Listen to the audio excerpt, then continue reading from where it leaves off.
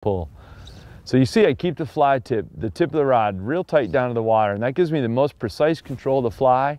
It gives me the easiest hook set situations. You can just strip and lift all at the same time. You could just strip into a lot of these fish.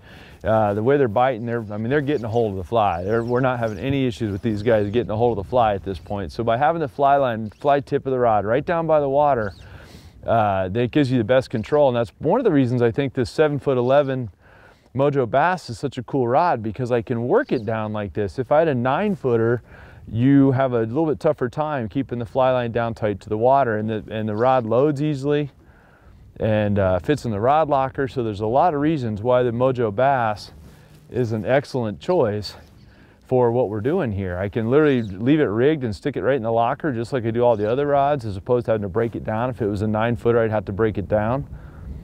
If you're not familiar with tournament rules, bass fishing does not allow longer than 8-foot rods. So Croix made this thing 7'11", so that if you do want to tournament fish, you can with this rod and be legal.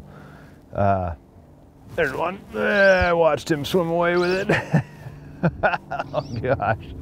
I sometimes start to feel guilty, guys. When we get a good solid pattern working, there are times when I just start to feel guilty about it. You're like, well, I'm picking on fish now. But we're letting them all go, so it's okay. Oh. Okay, come on up here.